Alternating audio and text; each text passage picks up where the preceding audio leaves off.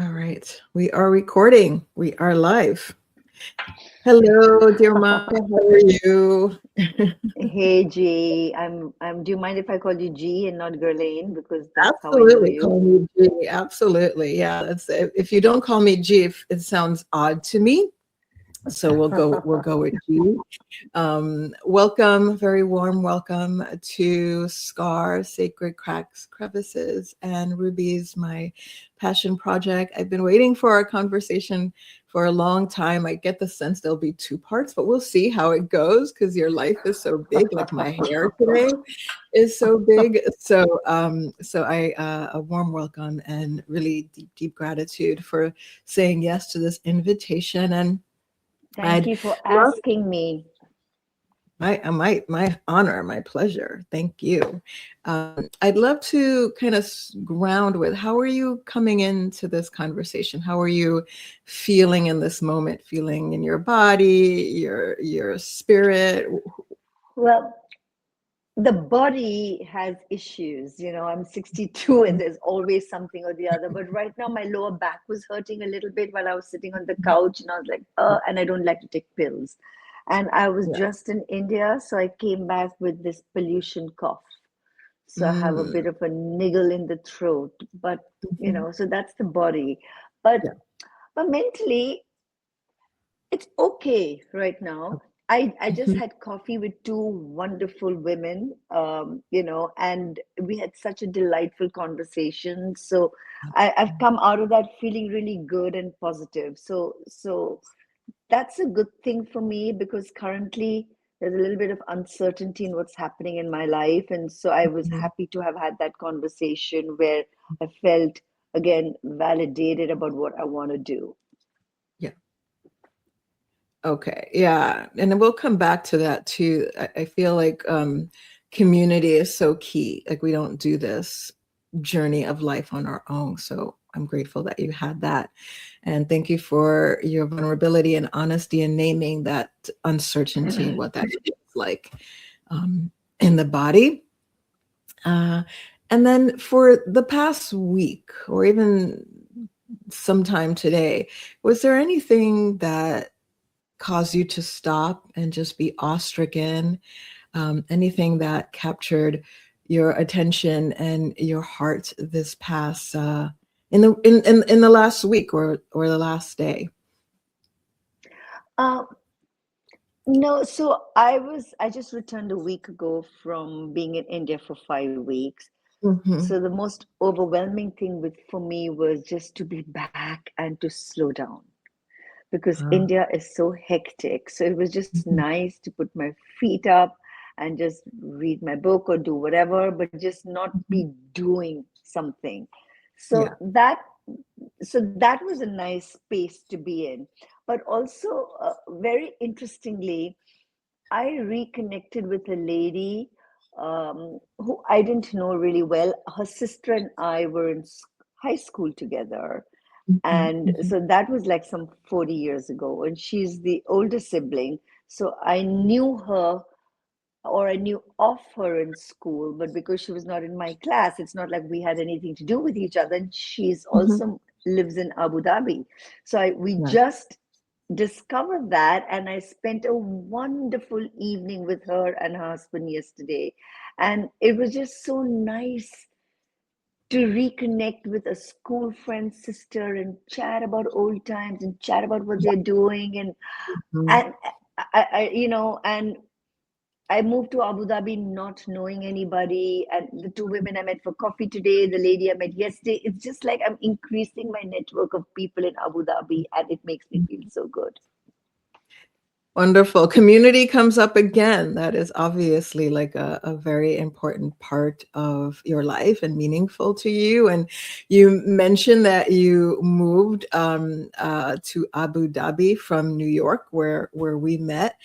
And I'd love to delve deeper into your move to Abu Dhabi. What prompted it, and what has that experience been like so far? We'll return to New York. I'm just curious about the the Abu Dhabi move.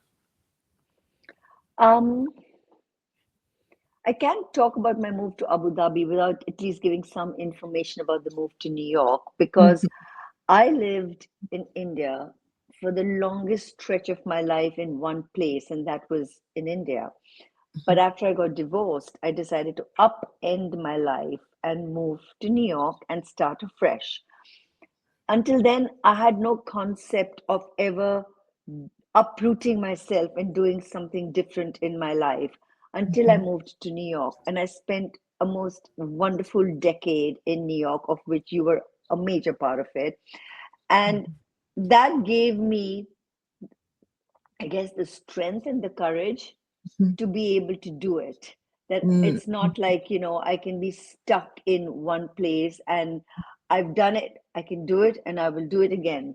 So that's why I wanted to preface the move to Abu Dhabi by saying, for somebody who didn't think I could, after mhm, 28 years in India, I moved to New York. And I decided to move to Abu Dhabi for two reasons. My company was starting an office, their global headquarters in Abu Dhabi, and they wanted, Abu Dhabi was welcoming content creators, which is what I am. And so my boss was like, "Why don't you move to Abu Dhabi?" I had thought maybe Dubai, but he said, "No, Abu Dhabi is better." And I was like, "Sure." And my dad passed away just before COVID. So my mom was alone in India. I used to keep going to visit her all the time, but it's a long flight from New York and it's an expensive flight from New York. Whereas from Abu Dhabi, it's much closer and cheaper. So I was like, I'll be closer to my mom. My kids live around here. My brother lives in Dubai. My best friend lives in Dubai. So I suddenly found myself coming together at this age in my 60s, closer to family. When I mhm, spent my 50s just being with friends and some family, but now I'm closer to my actual family, so it's mhm. nice. Indeed. And and you're right, absolutely. New York is such a key component. It's where we met and where you share the story of your divorce and upending your life. And for me, my perception of you has always been bigness and courage. And I wonder, going back to your decision to move from India to New York, how did you cultivate that courage? Was it always inside of you and then it just burst through? What what do you think is underneath that decision to, using your words, and it's an impactful word, to upend your life? It was actually nothing so deep. Mm, So I am an American, yeah. so moving to New York was easier than moving anywhere else. Mhm, When I mhm, was married and living in India, I lived a really charmed life.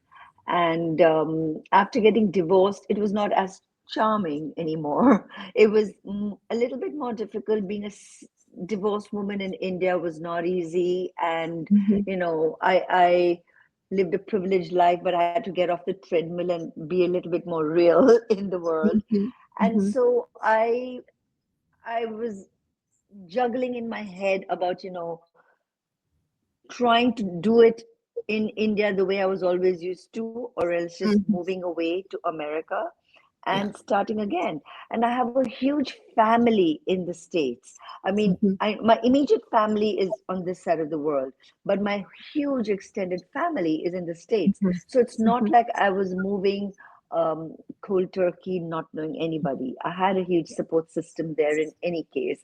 And Uh, visa wise, being an American citizen, it was the easiest country for me to move to. I'd considered Singapore, Dubai as options, but I decided I didn't want that. Without a mhm, job or anything, America was the easiest place to move to. And I've always dreamt of living in New York. I mean, who doesn't dream of living in New York? And here was an opportunity for me to live that dream. So I was like, why not? If I can. I didn't work in India, so I could just move to New York and take my mhm, time, find a job, and just establish a life there. And my younger son was at university in America, so I'd be closer to him. So I just said, mm. "What the hell? Let me do it." I Thank didn't you for. think. I didn't think. I didn't think. I think if Uh, I'd sat down to think through, the negative parts or what the difficulty, the path ahead would be, I may not have done it. I was just Yeah. like, I'm doing it, I'm doing it. Yes.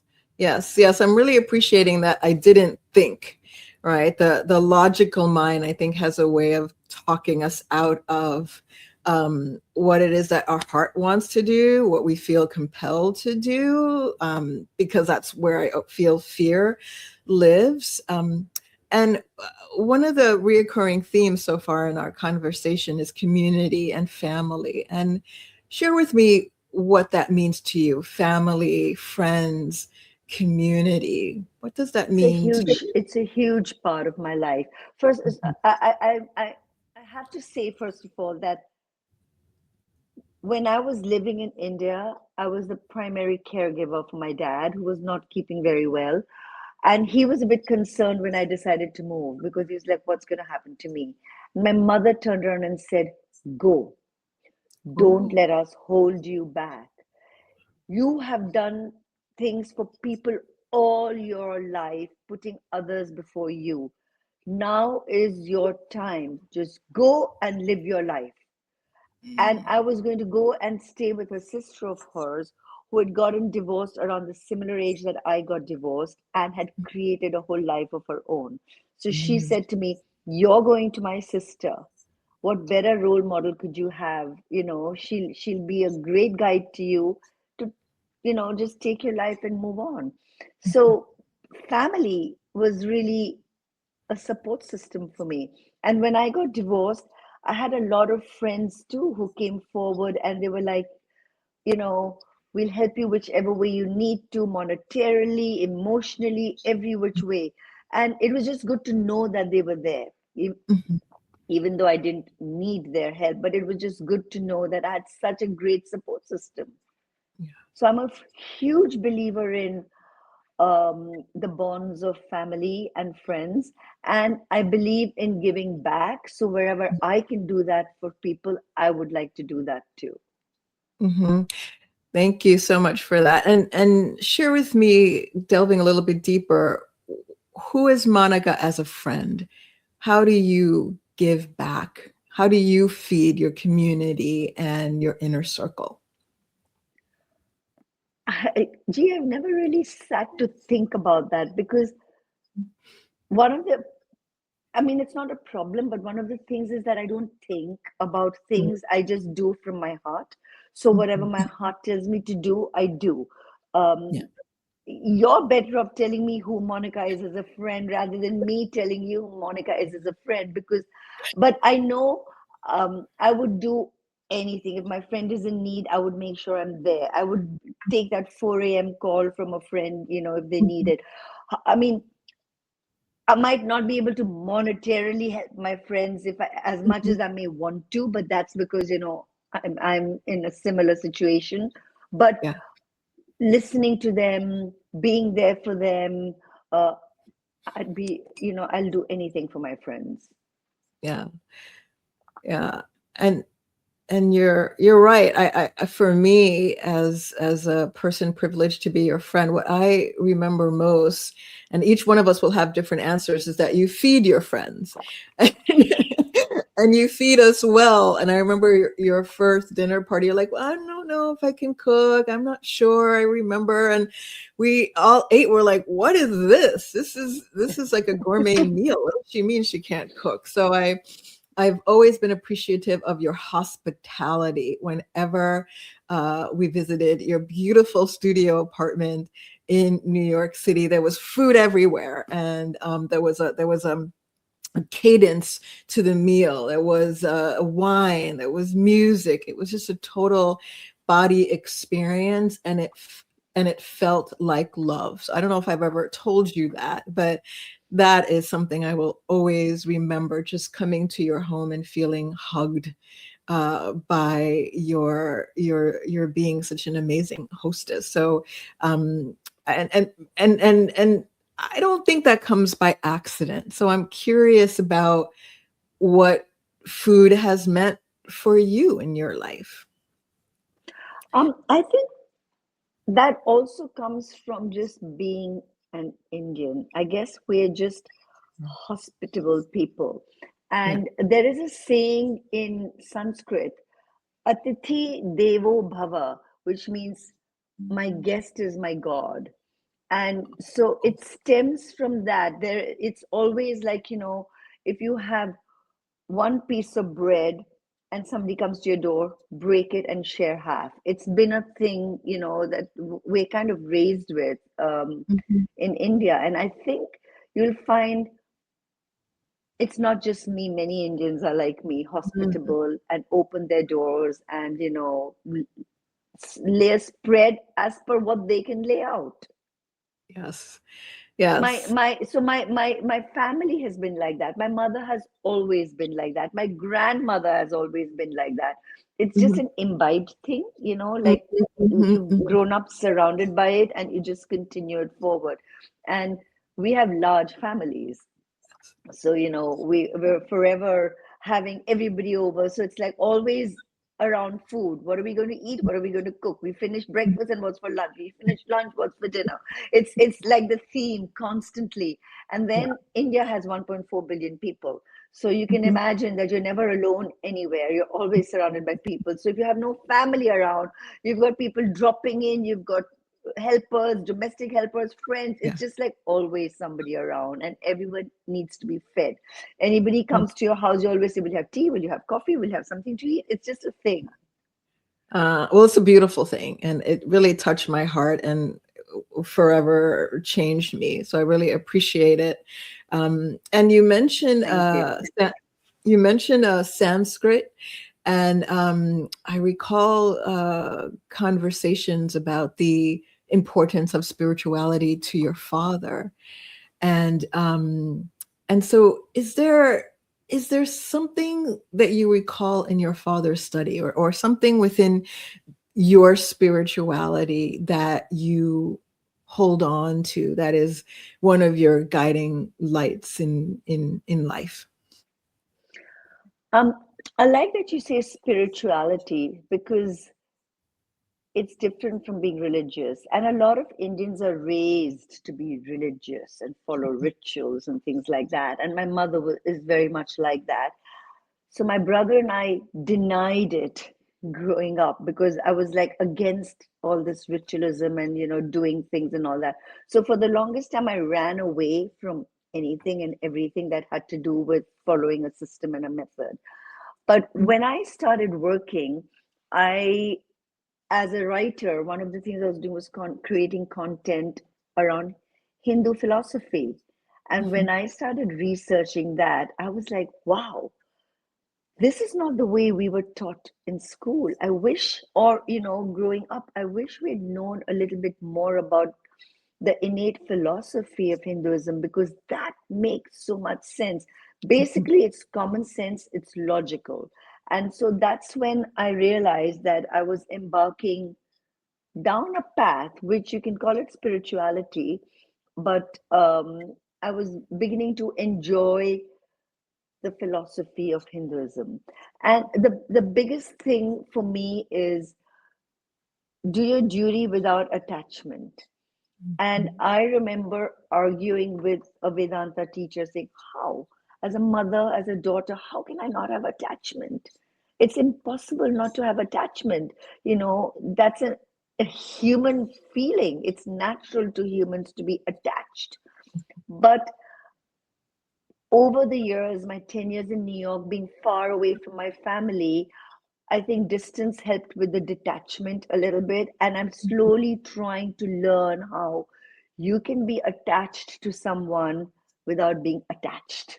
Like you Mhm. can love for them, care for them, and still be a little removed. And I like that because Hindu philosophy, which I believe in, talks about rebirth, and the ultimate aim is supposedly salvation so that you never come back into the cycle of life.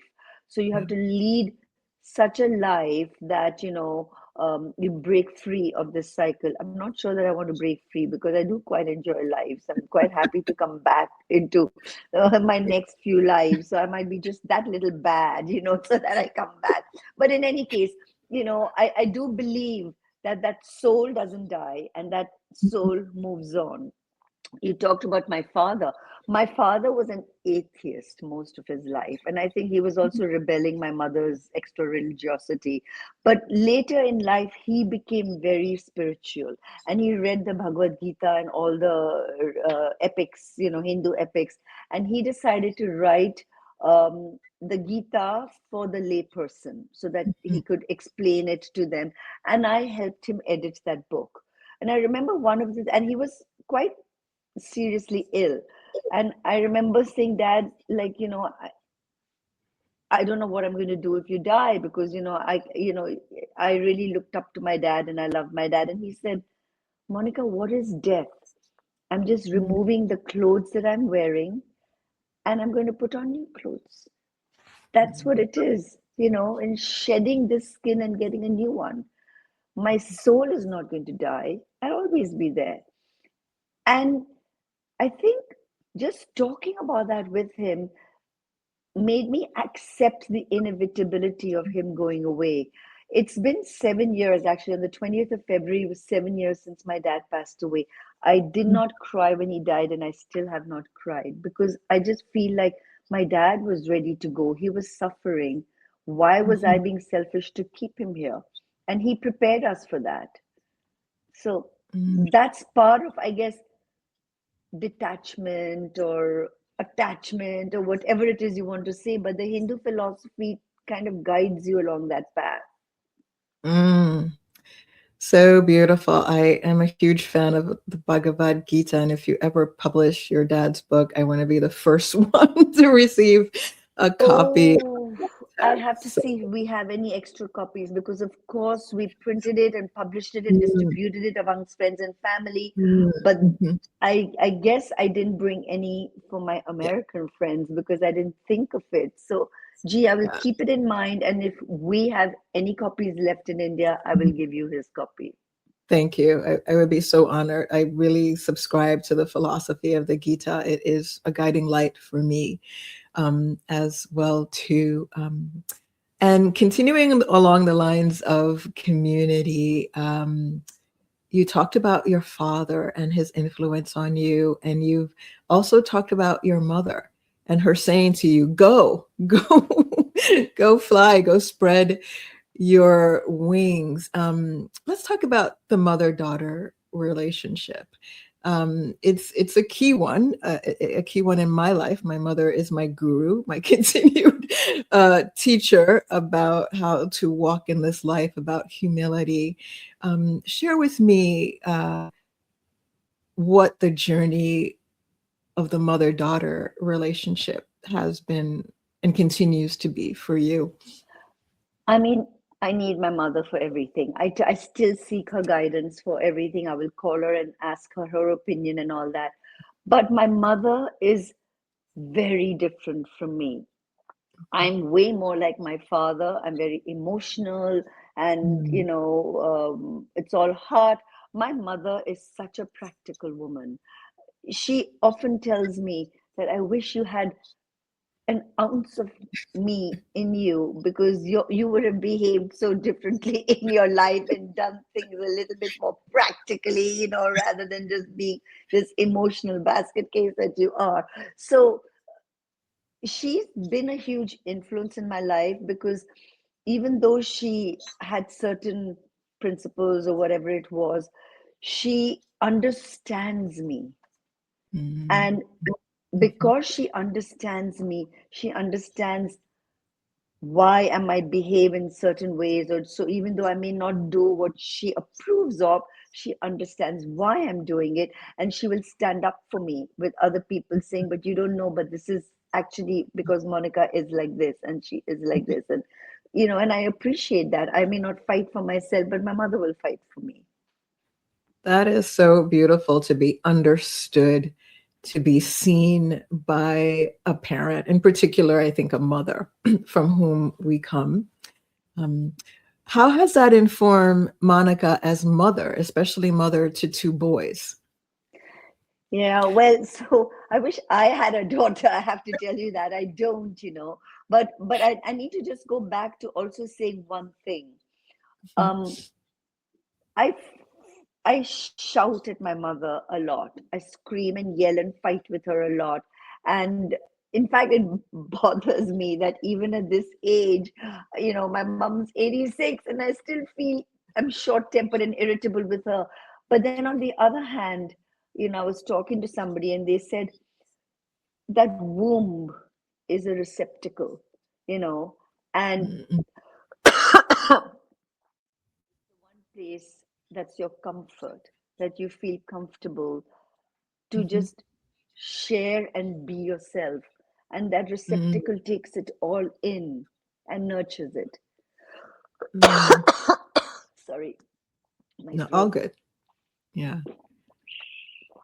So, coming to my sons and I have the same relationship because they also tell me off and all that. And then when I'm like, don't tell me off, they say, what do you think you do to your mother? And so I think it's coming full circle with my boys now. Yeah. Yeah. Yeah. I'm so appreciative and moved by what you shared about the womb. And because I'm also a bit, I'm not my typical G in the presence of my mother too.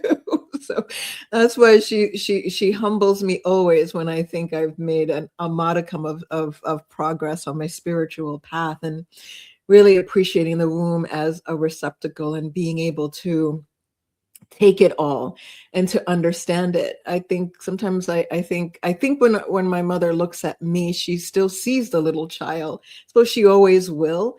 And so whatever attitude I have, it's like, yeah, I understand that she's probably her 5-year-old self in the moment. So it's very healing that the womb can take that.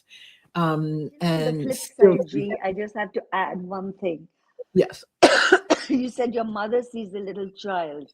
But Hmm. when I look at my mother, I Yeah. feel I'm the little child. Okay. And my mother is getting older. And I Um, don't like to see that. I uh, don't like to see that mother who I thought would do anything, and like breaks all barriers and charges ahead is now weak and frail. I can't bear to see that. And I think a mhm. lot of times getting irritated or raising my voice to her Mhm. is because I'm frustrated at the fact that she's aging and I can't do anything about it. Yes. Yes. Yeah. Yeah. I feel the same. It's sometimes very difficult for me to look at my mother because and then just getting emotional, even talking about it, because as you said, this was a bigger than life person, very strong, very domineering woman. The other day I had a dream about that woman, just very domineering. We really were afraid of her so much of our life, and she poured into my sisters and I a great deal of strength. So it is exceedingly painful to watch her. Ooh, wow, to watch her age. Yeah. Um, and so and both of us are going through that journey of aging as well too. And how are you reckoning with accepting, moving with the aging I process, have red especially? hair. but but Yeah. jokes aside, Yeah. my mother was my strength, has Yeah. been all my life, and now it's my turn to be her strength. Mm, mhm, So that's something that maybe maturity comes from aging, and I've realized that now I'm my mom's strength.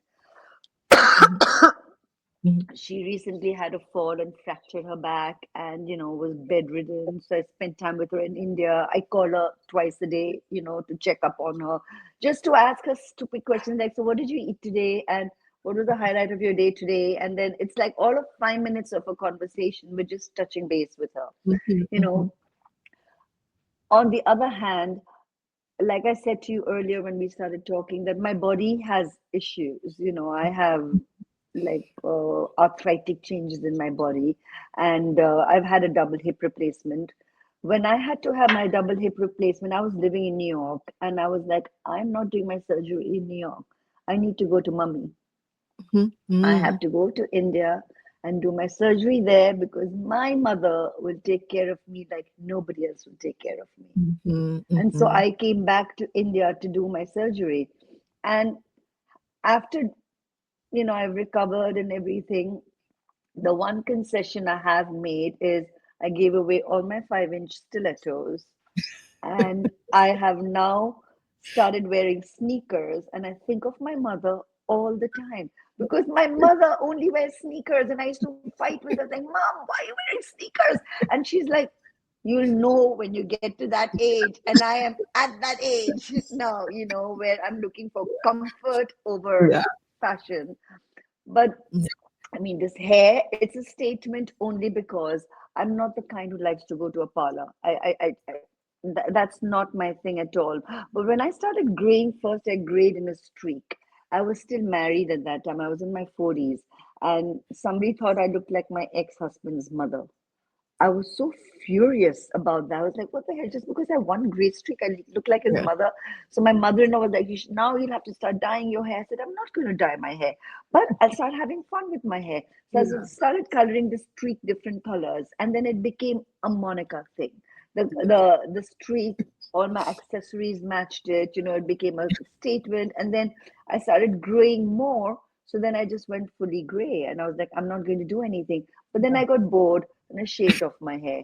Then it grew back again. Then I got bored, but I didn't want to dye. I didn't want to do the conventional thing because I don't do conventional things. So I started coloring in different colors just for fun. So it's nothing to do with because I'm aging that I'm coloring my hair, but because I'm aging, I can dare to do things that you don't do when you're younger because you really don't care what people think of you anymore. You Yeah. set the trend and you set the boundary, and Mhm. and others can then follow you, that sort of a thing. Bravo. I love that. The daring and the not doing the conventional thing, because that's my perception of you from the moment that I met you. Well, I had Another, an arranged marriage. I did do one conventional thing. indeed, and that's so interesting to me too. When I always had a hard time kind of seeing you in that role, and I always felt like there was the lion underneath her, even in that arranged marriage. How do you think that informs you? What takeaways, what lessons did you glean from that marriage? I was a child. I got Mm, married at 23, mm, and mhm. I got divorced at 50. I spent pretty much my Yeah, youth in that marriage. So I grew yeah. along with my marriage, right? Um, so I don't think I learned any lessons as such. I wish that, I had known I was older when I got married because then I may have made more informed decisions, but Mhm, I mhm, didn't. mhm. And so when people say, would you do it differently now? I'm like, no, because I would still be that same Monica at that age and I would still not know any better and I would still Mhm, do what I did at that time. mhm, Having mhm. said that, even though my parents raised me to be independent and modern thinking and educated, and my mother drilled into me the need to work and earn a salary so that I don't have to ask my husband for money and all that, there was still a bit of conservatism in the way I was raised, where it was kind of expected that, when it comes to marriage, Mhm, I will still be a virgin. I will, have an arranged marriage. And my parents actually sent me away to America to study. Not many people of my age and my generation at that time went away to do their undergraduate studies. They went for grad school. The fact that my parents sent me and trusted me, mhm, I I was raised with such high principles by my parents that I did not want to break that trust that they mhm, had in me.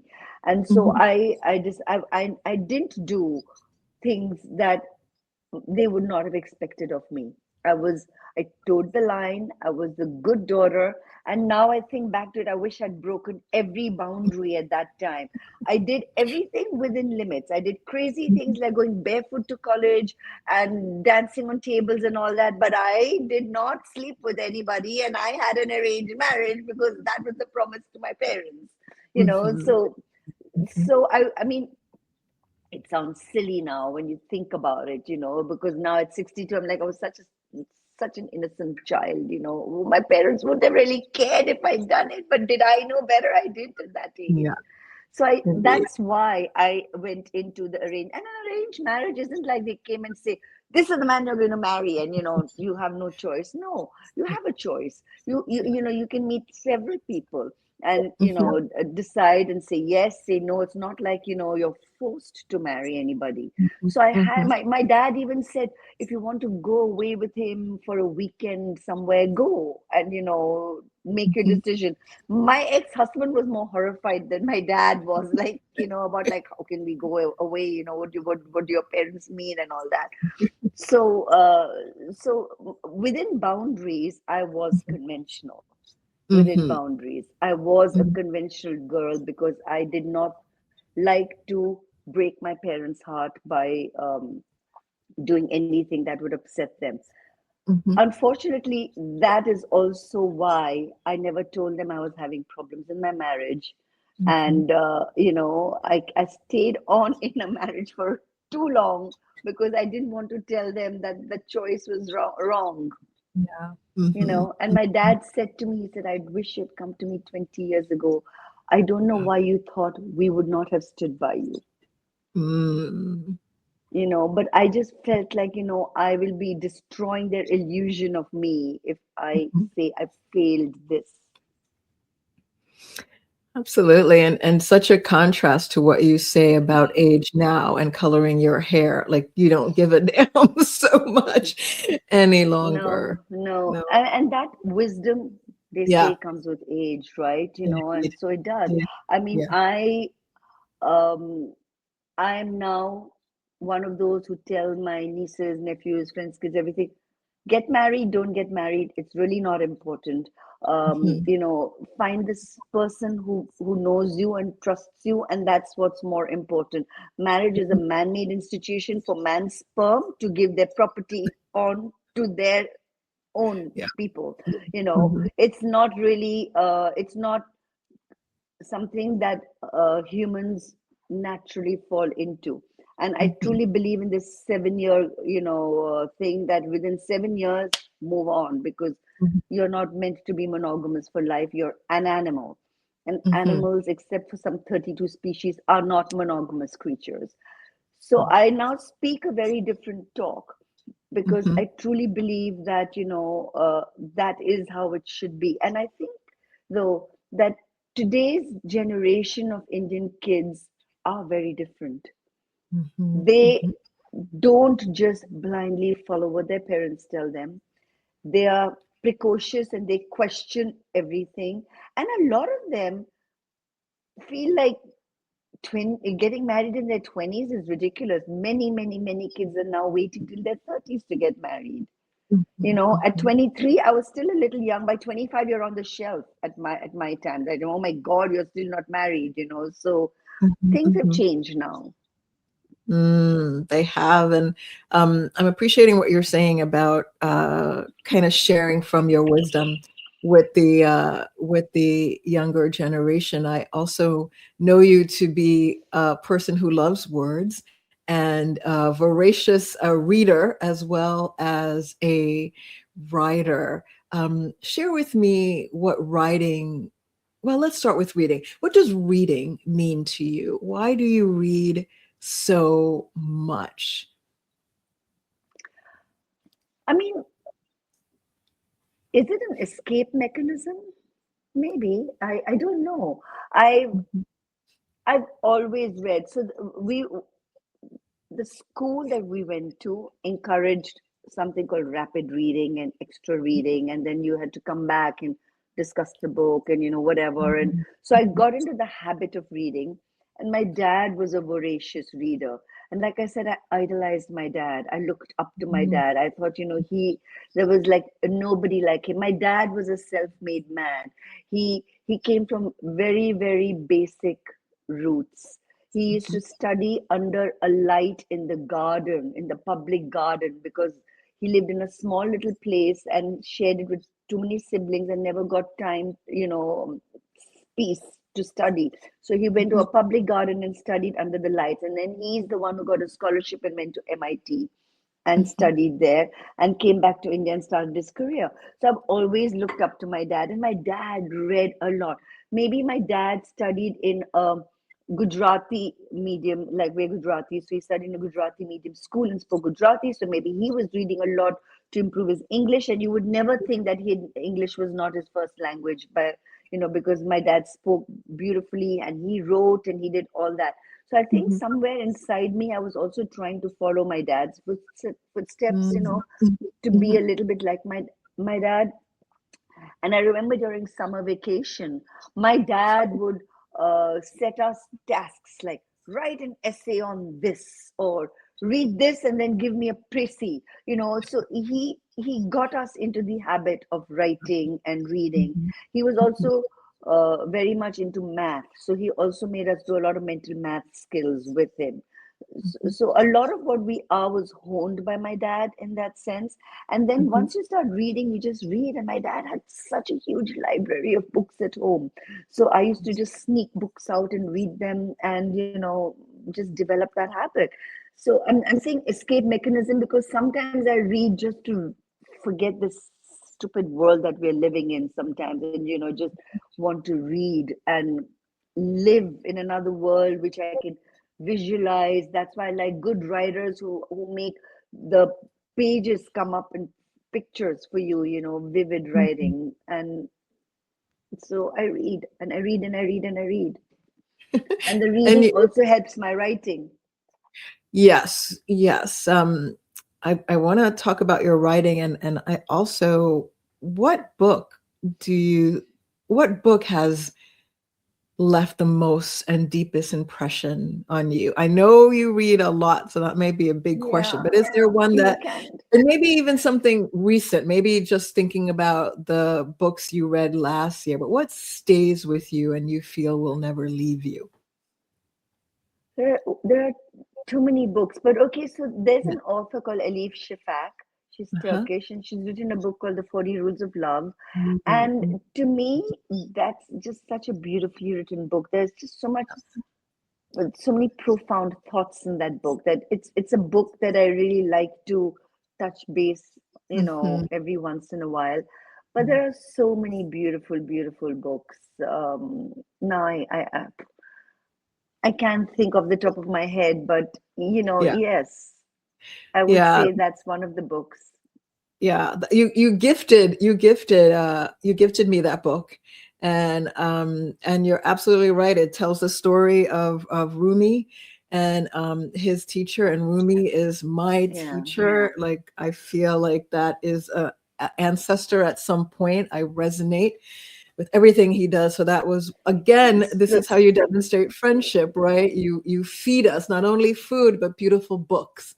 So yeah, thank yeah. you for I that mean, that knowledge. book is about a dervish called Shams who's Mhm. traveling and he Yeah, reaches the town where Rumi is. yeah. And Rumi Mhm. wasn't the Rumi we know now, but Yeah, he true. spent 40 days cloistered with Shams. And then Indeed. when he left, Rumi became Rumi. And it went along with the story of another woman whose marriage was ending, and she also fell in love.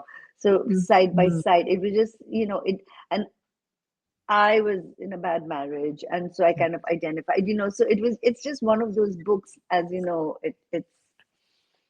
Yeah, I'm it's glad you magnificent. enjoyed it. I Mm. loved it, and one of the characters that sticks with me is Desert Rose, and Mm. which is The harlot, yeah. yeah, which is an actual rose, actual plant that shrivels up when conditions are not apt, and then once it has the conditions it needs, It blossoms. it blossoms. And I will forever, I think of Desert Rose often in her journey. I think I'm going to go back to 40 rules. I'm feeling the necessity for that. And you shared that the reading informs your writing. You also, I think you're working on your third book. And so share with me what writing means to you, your style of writing, and what is your intention with writing? Um, I just love writing. I can't put a finger on why I love writing. Um, I guess when I lived in India, I mean, in school they made us write a lot. My dad made us write, so I just naturally took to writing. And when I was living in India, I attended a few things and I wrote about it and sent it off to editors, and they loved my style of writing because Mhm, it's informal and chatty, but it's engaging, mhm, and so people get drawn into the narrative that I'm telling. So yes. even if I'm describing a concert or a play or whatever, I'm telling it in a way that, like I said, it should paint a picture for people. And so I think I write like that so people can see, what it is. And I mean, I've had an interesting life, right? So people were like, you should write, you should write, you should write. So I started writing just, to put my thoughts down and, a little bit from my lived history of what I went through. I started putting things together and writing, and I discovered that I enjoyed the writing process. I just Mm, enjoyed sitting down with my laptop and just writing a story. And I've mhm, always been a daydreamer, not, I won't say a night dreamer, but a daydreamer. So I would sometimes, if I'm sitting in a lecture and I'm not enjoying it, my mind would start, creating scenarios about what if this and what if that, and all that. If I had a crush on a guy, he would not reciprocate, but I would create scenarios in my head about unexpectedly coming across him, and then he just fell for me, and the whole create a whole life for ourselves. So I've always been like that, even now at night when I go to bed and I can't sleep, I start creating a story scenario in my head. And if I mhm, wake up in the middle of the night, I will pick up from the thread I'd left off and I'll continue. So I think imagination and creating scenarios has always been something in my head. And so mhm, writing was just putting down those things that I'd always done on paper. And it's so mhm. exciting because then I'm like, ooh, my character can do this, and ooh, I can do this. And it's like I'm living a different life through my characters, Yeah. And I have to tell you, I was writing about a love story or somebody uh, having an affair with somebody, and I was getting horny about it. I was like, ooh, and so you just feel that's me, I'm right. Yeah. So, Yeah. so Yeah. as a writer, you just live your story. As a writer, you live your story, and knowing you and your sense of adventure. Like when I read your writing, I think of exuberance and irreverence. That's what comes through for me. It's just really big and bold, and that you live your story. Do you think recently I had this thought that that imagination and storytelling is about, there's a little bit of control there, like you get to control what these characters do, and I've also heard authors say that no, the character controls me as to what to write. For you, is it Monica controlling, or is it more the character controlling? No, so it's a bit of a combination in that if I have a basic skeleton of where I want my story to go and how I want it Mhm, to end, and when I mhm, start writing, I suddenly find myself deviating from what mhm, I thought I'd be writing about because my characters were doing something completely out of my control. And so mhm. I would just follow the flow that my thoughts were leading me to. So Yeah. there is a little bit of the character controlling it also, but I Mhm, also write with a creative writing group.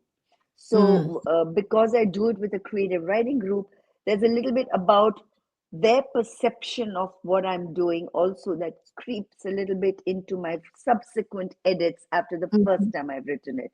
So there's mhm. a little bit about being controlled by others also, Yeah. because to make it, maybe I'm not seeing something and then they will see it and say, but Monica, your character is not like that. Mm, Is that you talking or is that the character that you created? And so they point things out to me. So it's a bit of both, Monica, the character just develops. indeed. And I feel like community comes up again, that you write with a Yeah, writing group. You don't write yeah. alone. So that theme continues throughout. And I'm addicted to my writing group. I started with them in New York. Mhm, It's mhm, been, I think, 8 years or 7 years that I've been with this group. mhm. And we continue on Zoom. I still write with them and Wednesday evenings are sacrosanct. I have no social plans because it's my writing time with my group. Mm. Wow. 8 years you said that you all have been at this? Yeah, or 7 years, something like that. I think 2016 probably is when I Mhm, met started. Oh, mhm, maybe it'll be 10 years. I don't know. Yeah. mhm, mhm. You've lost track. It's been so long. That's amazing. Share with me a big, audacious dream that you have. Um, what is it that what's in your imagination to be? I've And always wanted to be a Bollywood actress. I'm like, one day I want to see my name up there, yeah, starring Monique. And I do such a superb job that, my movie is nominated for the Oscars and I'm nominated for Best Actress and I win. that's big, audacious, that's for sure. Yeah, And what yeah. about that appeals to you? What appeals to you about that dream? I don't know. I think I've always been a bit of an exhibitionist. Mhm. I've always done it in school. I Yeah, want to be the center of attention. It could be just being a Sagittarius woman. I don't know what it yeah, is, but yeah, I I put and the thing is I recognize it. I yeah. know I am like that. The Mhm, red mhm. hair and all could be a part of this whole thing about wanting to stand apart and be, but I own it, and Yeah. I think I have the guts to do it Mhm. because like people say to me, and because they say to me I believe it. They say Yeah. that not everybody can do what you do, Yes. 100%. Mhm.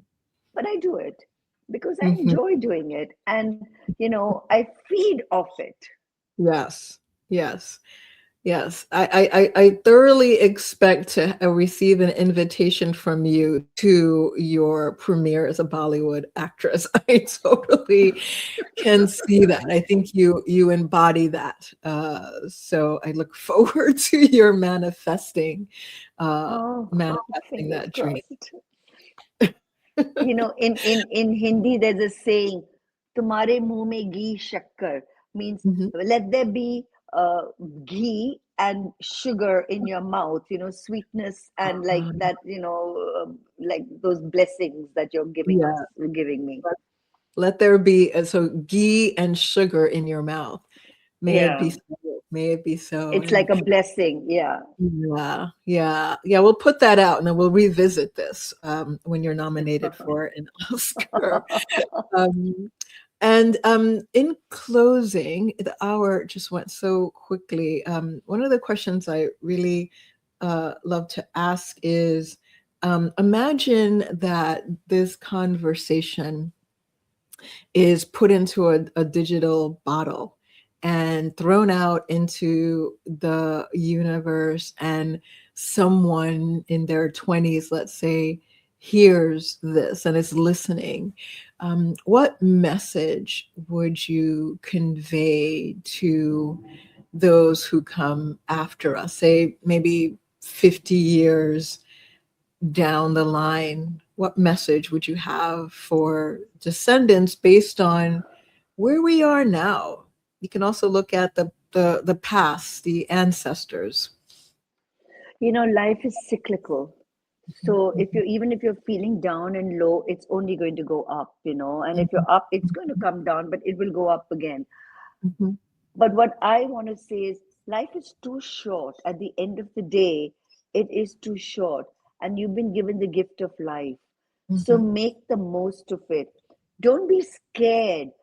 Follow your passion. Because if you're following your passion, then you will be happy and do what you love doing. Don't mhm, compromise. I compromised a lot in my life, and I wish I hadn't. mhm, So I would like to tell people, don't compromise, follow your passion and follow it to the limit, because mhm, life is too short and you want to reach that finish line exhilarated with mhm. how you've lived your life and not moping. Mhm, mhm. Beautiful. Reaching the end of life, exhilarated.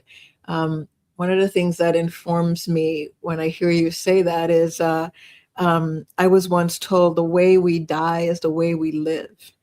And that stays with me. And I want to die exhilarated. And to do that, it means living this exhilarated, big, fearless. Not that fear is not there, but fearing less and letting that Yeah. not letting fear really inform you, which is what I take from the conversation that we had today, that you didn't allow fear to keep you from living a life different I did as a young girl.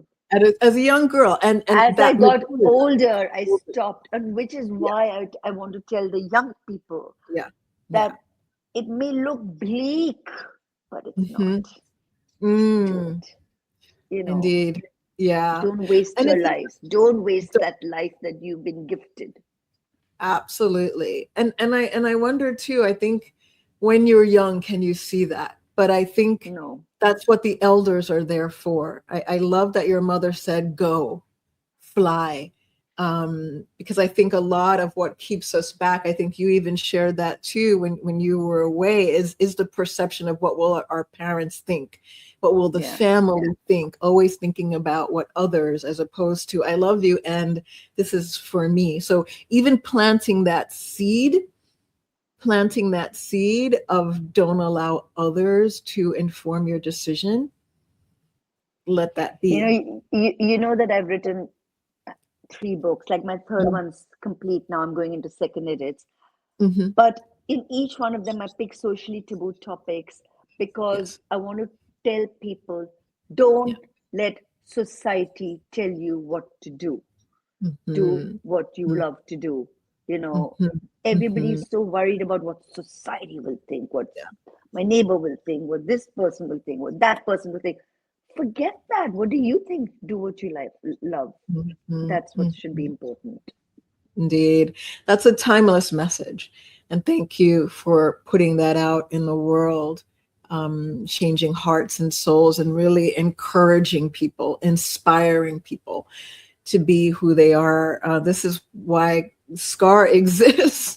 Is this passion Mm. project to just, this is why the wig came today, is to really practice just doing it and jumping in and having fun with life. So thank you for inspiring that, my friend. Thank you for taking precious time. As you say, life is short. We don't get that time back. So I really Yeah. honor and I'm grateful that you took the time out of your life to have this conversation with Gee, me. it's always delightful talking with you, and unfiltered. So, I hope Mhm. it's okay that I've just said what I was thinking. Again, I don't, Yeah, I yeah, sometimes I need to stop and think, but I just speak. But I enjoyed our conversation too. I hope indeed. people get benefit from it. How can you not, when you and this notion of not stopping to think, um there are rubies in that as well too. And the whole point of SCAR, it's called SCAR for a reason, is that it's not supposed to be filtered. It's not supposed to be glamorous and sheen and what have you. It's meant to be raw and emotional and real. Do what you want to do as opposed to thinking about how it looks for other people. So Monika Unfiltered to me is a gift to the world. I want to tell you one more thing. Hmm. Monica in Bengali, I was born in the state of West Bengal, Hmm. means little ruby. Oh, You said wow. rubies, and I thought, so some of my aunts call me Ruby. Oh my goodness. Wow. I mean, certainly you've given us a lot of rubies, Ruby.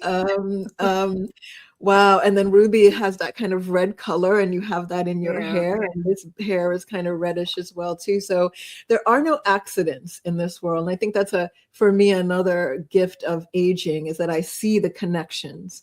I see the connections. I see where the universe is bringing into my life particular people and Mm. perspectives. So, And and we've talked Ruby, about this a lot. we We've have. talked about this a lot. Yeah. We have absolutely. Yeah. So maybe we'll stop here, and then I will see if I can cajole you into a part two at some point, because if I haven't talked to you about love and relationships, so there's a lot Oh. more to delve into and dating. We'll have to come back. Maybe when I win my Oscar, we can have another Indeed, that's conversation. true. Absolutely. Thank you again, my friend. I'm gonna stop the recording right now, and Thank you, then Dee. thank you. Okay. All right, now it's gonna do its thing and just start downloading.